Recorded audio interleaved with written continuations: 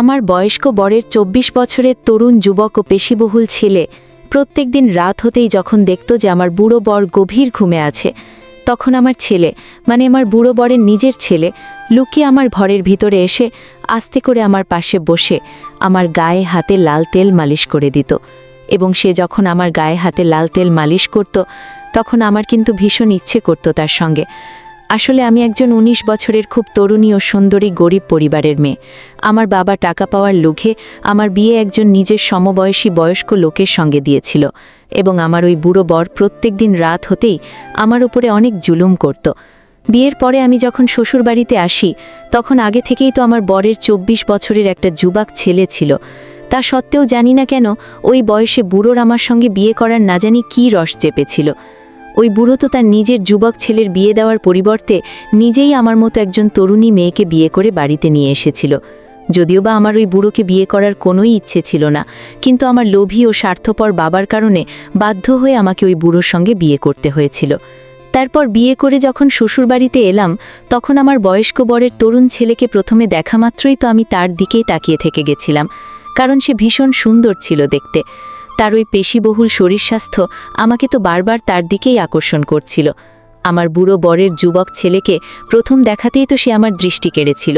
তারপর সেদিন আমার ইচ্ছে না থাকা সত্ত্বেও যখন আমি বাসর রাতে বিছানায় নিজের মুখে ঘুমটা টেনে বসেছিলাম, তখন আমার বয়স্ক বর ঘরের ভিতরে এসে দরজাটাকে ভেতর থেকে বন্ধ করে দিয়েছিল। এবং ওনাকে দেখেই তো আমার ভীষণ ভয় লাগছিল। তাই ওনাকে ভালোবাসা তো অনেক দূরের কথা। আমি গরিব ঘরের মেয়ে হলেও আমার নিজের একটা ইচ্ছে ও চাহিদা বলে কিছু ছিল, কিন্তু একটা বয়স্ক লোককে আমি কখনোই নিজের জীবনসঙ্গী হিসেবে মেনে নিতে পারিনি। তার উপর আবার প্রথম রাতেই উনি যেভাবে আমার সঙ্গে ব্যবহার করেছিলেন এবং যেভাবে উনি আমার সঙ্গে কথাবার্তা বলেছিলেন, ওনার কথা বলার অঙ্গিভঙ্গি দেখেই বোঝা যাচ্ছিল যে উনি মদ্যপান করে এসেছিলেন। তারপর আমার ইচ্ছে না থাকা সত্ত্বেও আমার বয়স্ক বর সারা রাত ধরে আমার সঙ্গে, এমনকি আমার সঙ্গে কথা বলা তো অনেক দূরের কথা, ওই বুড়ো তো শুধুমাত্র নিজের মনের ইচ্ছে ও চাহিদা পূরণ করার জন্যই শুধু আমার মতো একটা কচি মেয়েকে বিয়ে করেছিল। এবং এই কথাটা বুঝতে আমার কিন্তু ৪ দিনও সময় লাগেনি। ওদিকে আমার বর তার নিজের ছেলের সঙ্গে ভীষণ খারাপ ব্যবহার করত, এবং আমি সেগুলো দেখতে পেতাম। সে তার ছেলের সঙ্গে যেভাবে ব্যবহার করত, তাতে বোঝাই যেত না যে ওই বুড়ো ওই যুবক ছেলের নিজের বাবা। এবং সম্পর্ক হিসেবে তো ওই যুবক ছেলে আমারও ছেলে ছিল, এবং আমি তার নিজের মা না হলেও সম্পর্কে আমি তার মা ছিলাম। এবং আমার বয়স্ক বরের তরুণ ছেলের নাম ছিল শরীফ। আমি যেহেতু শরীফের চাইতেও বয়সে ছোট ছিলাম, তাই আমি শরীফের সঙ্গেও আপনি করেই কথা বলতাম, কখনো বা তুমি বলতাম। আমার বিয়ে হতে সবে ৪ দিন হয়েছিল, কিন্তু এই ৪ দিন আমার বয়স্ক বর ও তরুণ ছেলে আমার সঙ্গে কথাও বলেনি। জানি না কেন সে আমাকে দেখা মাত্রই মাথা নিচু করে নিজের ঘরের ভিতরে ঢুকে পড়ত। তাকে দেখে তো আমার ভীষণ ইচ্ছে করত তার সঙ্গে কথা বলতে, কারণ সে এতটাই সুন্দর ছিল দেখতে যে তার সৌন্দর্য বারবার আমাকে তার দিকেই টানত। সেদিন রাতে আমার বুড়ো বর মদ্যপান করে বাড়ি ফিরে আসে। তখন ঘরের ভিতরে অনেক রেগে ও চিৎকার করে তার ছেলেকে ডেকেছিল। তারপর শরীফ যখন তার বাবার ডাক পেয়ে তাড়াতাড়ি নিজের ঘর থেকে বেরিয়ে তার বাবার ঘরের ভিতরে ঢুকে পড়ে, তারপর ভেতর থেকে তারা দরজাটাকে বন্ধ করে দেয়। তারপর আমি যখন তাদের দুজনের কথা শোনার জন্য চালাকি করে দরজার বাইরে কান লাগিয়ে দাঁড়িয়েছিলাম, তখন শুনতে পেলাম যে আমার বর তার তরুণ ছেলে শরীফকে অনেক রেগে ও ভারী গলায় বলছিল, তুই আমার সুন্দরী বউয়ের দিকে ভুল করেও নজর দিবি না, আর মনে রাখবি ওটা তোর মা হয়, আর আমার বউকে মা বলেই ডাকবি, নইলে মনে আছে তো আমি তোর কি অবস্থা করব। জানি না আমার বর শরীফকে বারবার কিসের হুমকি দিচ্ছিল। এদিকে আমি গরিব ঘরের মেয়ে হলেও ছোটবেলা থেকেই ভীষণ চালাক ও চতুর ছিলাম। বিয়ের আগে এটা শুনেছিলাম যে আমার বুড়ো বরের প্রথম স্ত্রী মানে শরীফের মা নাকি একটা অনেক বড় অসুখে মারা গেছিল, এবং বিয়ের পরে এটাও শুনেছিলাম যে আমার বুড়ো বর নাকি ঠিকঠাকভাবে তার প্রথম স্ত্রীর চিকিৎসাও করায়নি, এবং আমার বুড়ো বরের প্রথম স্ত্রীর মারা যেতে মাত্র ২ বছর হয়েছিল। এদিকে আমার বর যখন বাড়িতে থাকতো না, তখন আমি সুযোগ বুঝে কিন্তু শরীফের সঙ্গে কথা বলার চেষ্টা করতাম, কারণ আমি বুঝে গেছিলাম যে শরীফের নিজের ইচ্ছে থাকা সত্ত্বেও সে তার বাবার ভয়ে কিন্তু আমার দিকে ঘুরেও তাকায় না। কিন্তু সেদিন আমি প্রথম শরীফের সঙ্গে কথা বলেছিলাম, এবং সে ভয়ে ভয়ে আমাকে বলেছিল, আপনি যদি আমার সঙ্গে কথা বলেন আর বাবা যদি সেটা জানতে পারে, তাহলে আমাকে কিন্তু এই বাড়ি থেকে ধাক্কা মেরে বের করে দেবে, তাই দয়া করে আপনি আমার সঙ্গে কথা বলবেন না। বরের অনুপস্থিতিতে যখনই আমি আমার ছেলের সঙ্গে মানে শরীফের সঙ্গে কথা বলতে যেতাম, তখনই সে আমাকে দেখে তার বাবার ভয়ে নিজের ঘরের ভিতরে ঢুকে পড়ত। এইভাবে প্রায় আমার শ্বশুরবাড়িতে 1 মাস কেটে যায়। 1 মাস পরে আমার বুড়ো বর আমার উপরে কিন্তু অনেক জুলুম করতে শুরু করে। সে কথায় কথায় কিন্তু শরীফের সামনেই আমার গায়ে হাত তুলত, কিন্তু শরীফ কিচ্ছু বলতো না এবং আমিও ভয়ে কিচ্ছু বলতে পারতাম না। এদিকে ধীরে ধীরে বরের অনুপস্থিতিতে আমি ও শরীফ একে অপরের সঙ্গে কথা বলতাম। ধীরে ধীরে শরীফের মনের ভিতর থেকে কিছুটা হলেও তার বাবার ভয় কেটেছিল। সম্পর্কে আমি শরীফের চাইতে বড় ছিলাম, কিন্তু বয়সে তো তার চাইতে ছোট ছিলাম। তা সত্ত্বেও শরীফ কিন্তু আমার সঙ্গে আপনি করে কথা বলতো এবং আমি কিন্তু ধীরে ধীরে শরীফের সঙ্গে তুমি করেই কথা বলতাম। সেদিন দুপুরবেলা যখন আমি শরীফের ঘরের ভিতরে ঢুকে তার সঙ্গে গল্প করছিলাম, ঠিক ওই সময় হঠাৎ করে আমার বর ঘরের ভিতর ঢুকে দেখে যে আমি ও শরীফ একসঙ্গে বসে গল্প করছি। তখন আমার বর শরীফের সামনেই আমাকে অনেক অপমান করেছিল। শুধু তাই নয়, শরীফের সামনেই কিন্তু আমাকে মেরেছিল। ও আমাকে হুমকি দিয়ে বলেছিল, তোর লজ্জা পড়ে না? তুই আমার যুবক ছেলের মা, আর তুই কিনা আমার ছেলের সঙ্গে বসে গল্প করছিস আর আড্ডা দিচ্ছিস। এরপরে যদি আমি এরকম কখনো দেখি, তাহলে তোকেও ঘাড় ধাক্কা দিয়ে এই বাড়ি থেকে বের করে দেব। তারপর আমার বয়স্ক বর আমাকে মারধর করার পরে আমাকেও শরীফকে হুমকি দিয়ে নিজেই বাড়ি থেকে বেরিয়ে চলে যায় এবং বাড়ি থেকে যাওয়ার আগে শরীফকে বলেছিল যে বেশি বাড়াবাড়ি করলে কিন্তু তোকেও বাড়ি থেকে ঘাড় ধাক্কা দিয়ে বের করে দেব। ওই সময় শরীফ তার বাবাকে এটা বোঝানোর চেষ্টা করেছিল যে তার বাবা শুধুই আমার সঙ্গে শরীফকে সন্দেহ করছে। আমার বর তখন শরীফকে আঙুল দেখিয়ে হুমকি দিয়ে বলেছিল, আমার সামনে বেশি কথা বলার একদম দরকার নেই, তাই আমি তোদের দুজনকে যেটা বলছি সেটাই করবি, নইলে আমার থেকে খারাপ আর কেউ হবে না। তারপর আমার বর অনেক রাগ করে বাড়ি থেকে বেরিয়ে গেছিল। তারপর ওই সময় আমার বর যখন বাড়িতে ছিল না, তখন শরীফ লাল তেল নিয়ে কিন্তু আমাকে আস্তে করে বিছানায় বসিয়েছিল। কারণ বরের মার খেয়ে আমি তো বিছানার খুঁটি ধরে মাথা নিচু করে ভয়ে অনেক জোরে জোরে কাঁদছিলাম আর নিজের ভাগ্যের উপরে অনেক আফসোস করছিলাম, এটা ভেবে যে ওপরবেলা আমার সঙ্গে কেন এই রকম করেছেন। শরীফ তখন অনেক ভালোবেসে আদর করে আমার চোখের জল মুছে দিয়েছিল।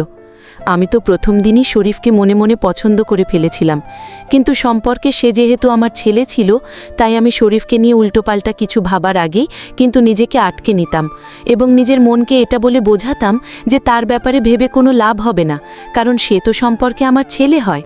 আর এমনিতেও একতরফা ভালোবাসার কোনো দাম থাকে না। আমি তাকে মনে মনে পছন্দ করে কি করব? কারণ শরীফ যদি আমাকে পছন্দ না করে এবং সে যদি আমাকে নিজের মায়ের দরজাই দিয়ে থাকে, তাহলে তো আমার তাকে মনে মনে ভালোবাসাটাই বৃথা হবে। ওদিকে আমার বর প্রত্যেকদিন আমার একটু কিছু ভুল ত্রুটি হলেই আমাকে অনেক অপমান করত ও আমার উপরে অনেক জুলুম করত। ধীরে ধীরে এই জিনিসগুলো যখন বাড়তে থাকে, তখন শরীফ কিন্তু তার বাবাকে বাধা দিতে শুরু করে। এমনকি প্রত্যেকদিন কোনো না কোনো বাহানায় কিন্তু আমার বর আমার গায়ে হাত তুলত। সেদিন প্রথম যখন আমার বর আমার গায়ে হাত তুলেছিল, তখন আমার হাঁটুতে অনেক ব্যথা হয়েছিল। তাই শরীফ তার ঘর থেকে লাল তেল নিয়ে এসে আমার পায়ের কাপড় তুলে অনেক ভালো করে আমার হাঁটুতে লাল তেল মালিশ করে দিয়েছিল এবং তার মালিশ করার ফলে আমি অনেকটা আরাম পেয়েছিলাম। সেদিন আমি তাকে জিজ্ঞেস করেছিলাম যে আগে তো তুমি আমার সঙ্গে কথাও বলতে ভয় পেতে, কিন্তু এখন তো তুমি আমার সঙ্গে কথা বলো এবং আমার যত্নও নাও, তাহলে তোমার মনে কি আমার প্রতি কিছু আছে?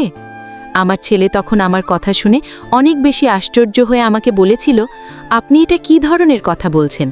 আপনি সম্পর্কে তো আমার মা হন, আর আমি কিভাবে আপনাকে নিয়ে অন্য কিছু ভাবতে পারি? সম্পর্কে আপনি আমার মা হন বলেই আমি আপনার যত্ন করি ও খেয়াল রাখি, তাই এই ধরনের কথা ও চিন্তাভাবনা নিজের মাথা থেকে দূর করবেন। এই কথা বলে শরীফ ভয় পেয়ে আমার আর কোনো কথা না শুনে ঘর থেকে বেরিয়ে চলে গেছিল। আর ওদিকে প্রত্যেকদিন আমার বর আমাকে সন্দেহ করত। সে প্রত্যেকদিন রাতে মদ্যপান করে এসে শুধুই আমার উপরে সন্দেহ করত এবং আমাকে বলতো, তুই একটা চরিত্রহীন মেয়ে, তুই আমাকে ছেড়ে আমার ছেলের সঙ্গে রাত কাটাস, এবং এইসব উল্টোপাল্টা কথা বলে আমার উপরে অনেক জুলুম করত। বরের অত্যাচার সহ্য করতে না পেরে আমি যখন ভয় পেয়ে জোরে জোরে কান্নাকাটি শুরু করতাম, তখন মাঝে মধ্যেই শরীফ আমাদের ঘরের দরজা ঠকঠক করত এবং সে তার বাবাকে বাধা দিত আমার গায়ে হাত তুলতে। সেদিন রাত্রিবেলা আমার বর যখন আমার উপরে অত্যাচার করছিল, তখন শরীফ এসেছিল আমাকে তার বাবার অত্যাচারের হাত থেকে রক্ষা করতে।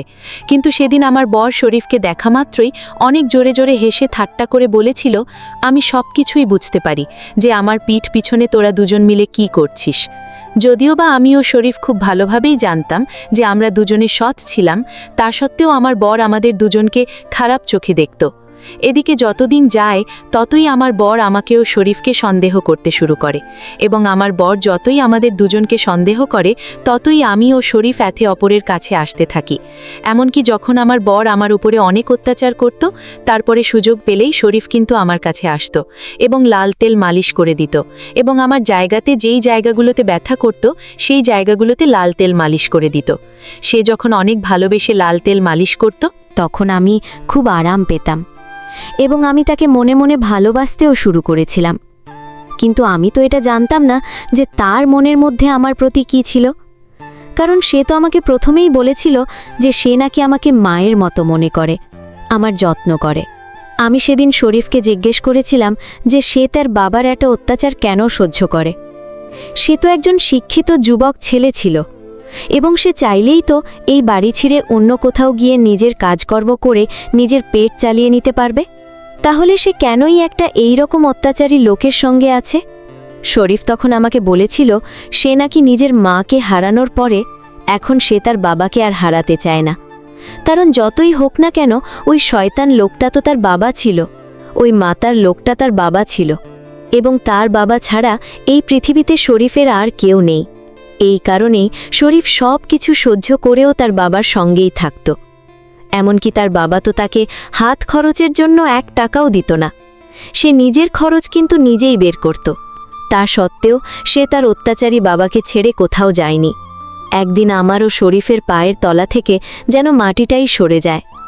আসলে সেদিন শরীফ যখন আমার ব্যথার জায়গায় অনেক ভালোবেসে লাল তেল মালিশ করছিল, ওই সময় আমার বর যখন আমাদের দুজনকে একসঙ্গে দেখে নিয়েছিল, আসলে ওই সময় শরীফ আমার কোমরের কাপড়টা সরিয়ে আমার ব্যথার জায়গায় অনেক ভালোবেসে লাল তেল মালিশ করে দিচ্ছিল। তারপর আমার বয়স্ক বর যখন নিজের চোখে সব কিছু দেখেছিল, তখন শুধুই আমাদের উপরে সন্দেহ করে আমাদের দুজনকেই ঘাড় ধাক্কা দিয়ে বাড়ি থেকে বের করে দিয়েছিল। এবং আমার বর তো আমার কোনো কথা শুনতেই চায়নি, বরঞ্চ উনি আমাকে এমন একটা কথা বলেছিলেন যেটা শুনে তো আমার মাথা পুরো ঘুরে উঠেছিল। আমার বয়স্ক বর আমাকে বলেছিল, তোর সঙ্গে আমার মন ভরে গেছে, তাই তোকে আমি বাড়ি থেকে বের করলাম ও তোকে তালাক দিলাম, এবং আগামী 2 দিনের মধ্যেই আমি আবার বিয়ে করে একটা নতুন বউ বাড়িতে নিয়ে আসব। সেদিন আমার বর যখন আমাকে বাড়ি থেকে বের করছিল, তখন আমি ওনার হাতে পায়ে ধরে কান্নাকাটি করে অনেক অনুরোধ করেছিলাম যাতে আমাকে বাড়ি থেকে বের না করে, কারণ আমাকে বাড়ি থেকে বের করে দিলে আমি কোথায় যাব আর কোথায় থাকব? কারণ আমার বাবা মা তো ভীষণ গরিব এবং তাদের তো নিজেদেরই পেটের ভাত জোটে না। কিন্তু আমার বর তো আমার কোনো কথা শুনতে রাজি হয়নি, কারণ সে তো আমার মতোই আর একটা নির্দোষ মেয়ের জীবন নষ্ট করতে চলেছিল। সেদিন যখন আমাদের অনেক অনুরোধ করার পরেও আমার বয়স্ক খুব বর আমাকেও শরীফকে বাড়িতে ঢুকতে দেয়নি, তখন শরীফ যা করেছিল সেটা দেখে তো আমি অনেক বেশি আশ্চর্য হয়েছিলাম। শরীফ তখন তার বাবার সামনেই আমার হাত ধরে তার বাবাকে বলেছিল, তোমার অত্যাচার এতদিন অনেক সহ্য করেছি, কিন্তু আর নয়। তুমি এই মেয়েটার জীবন নষ্ট করে আবার আরও একটা মেয়ের জীবন নষ্ট করতে চলেছ, কিন্তু আমি আর এসব সহ্য করতে পারবো না। তাই তুমি কি আমাকে বাড়ি থেকে বের করবে? আমি নিজে থেকেই এই বাড়ি থেকে বেরিয়ে যাচ্ছি, আর আজ থেকে মনে করব যে আমি অনাথ। এই বলে শরীফ আমার হাত ধরে আমাকে একটা ভাড়ার ঘরে নিয়ে গেছিল, এবং ওই সময় তো শরীফের সাহস দেখে আমি এক দৃষ্টিতে শুধু তার দিকেই তাকিয়েছিলাম। তারপর সে যখন আমাকে ভাড়ার ঘরে নিয়ে এসেছিল, তখন আমি তাকে জিজ্ঞেস করেছিলাম, তুমি কি আমাকে ভালোবাসো? শরীফ তখন অনেক ভালোবেসে আমার হাত ধরে বলেছিল, বাবা যখন তোমার উপরে অত্যাচার করত তখন জানি না কেন আমার তোমার জন্য ভীষণ কষ্ট হতো, এবং এই কারণে ধীরে ধীরে আমি হয়তো তোমাকে ভালোবেসে ফেলেছি। আর এই জন্যই আজ আমি সাহস করে বাবার সামনে তোমার হাত ধরে তোমাকে এখানে নিয়ে আসতে পেরেছি। সেদিন আমি শরীফের সব কথা শোনার পরে বলেছিলাম, তাহলে তুমি কি আমাকে বিয়ে করবে? এবং বিয়ের কথা শুনে শরীফ আমাকে বিয়ে করতে রাজি হয়েছিল, এবং আমরা দুজনে কিন্তু রেজিস্ট্রি ম্যারেজ করেছিলাম। এখন শরীফ আমাকে অনেক ভালোবাসে, এবং শরীফের মতো একজন যুবক ও দায়িত্বশীল পুরুষকে নিজের জীবনে পেয়ে আমি অনেক খুশি। সে আমাকে অনেক ভালোবাসে ও অনেক আদর দেয়। ওদিকে আমার বয়স্ক বর আর একটা কচি মেয়েকে বিয়ে করেছে, এবং সেই মেয়েটাও নাকি আমার বরের সঙ্গে থাকতে চায় না, কারণ আমার বয়স্ক বর নাকি তার উপরেও অনেক অত্যাচার করে এবং ওই মেয়েটাকে যখন আমার মতোই মারধর করত তখন মেয়েটা নাকি আমার বয়স্ক বরের নামে থানায় গিয়ে এফআইআর করেছিল এবং এই কথাগুলো শরীফ আমাকে বলেছিল এবং ওই বুড়ো নাকি এখন জেলে আছে। ওই বুড়ো আমার উপরে অনেক অত্যাচার করেছিল এবং সব কিছু সহ্য করার পরে এখন আমি শরীফের সঙ্গে অনেক সুখে আছি। সে প্রত্যেক দিন আমাকে আদর করে ও ভালোবাসে এবং আমিও তাকে অনেক আদর করি ও ভালোবাসি। এই ঘটনাটা ঘটতে আজ 1.5 বছর হয়ে গেছে। আমি এখন শরীফের বাচ্চার মা হতে চলেছি, তাই শরীফ প্রত্যেক দিন আমার হাতে পায়ে লাল তেল মালিশ করে, আমার খুব যত্ন করে ও আমার খুব খেয়াল রাখে এবং তার হাতের মালিশ পেয়ে আমি অনেক আরাম পাই। শরীফের মতো এত দায়িত্বশীল, সুন্দর ও সুদর্শন বর পেয়ে আমি জীবনে অনেক ধন্য। বন্ধুরা, আজকের গল্পটি এখানেই শেষ করছি। গল্পতে কোনো ভুল ত্রুটি থাকলে ক্ষমা করে দিবেন। গল্পটি ভালো লাগলে অবশ্যই লাইক, শেয়ার, সাবস্ক্রাইব করতে ভুলবেন না। ধন্যবাদ।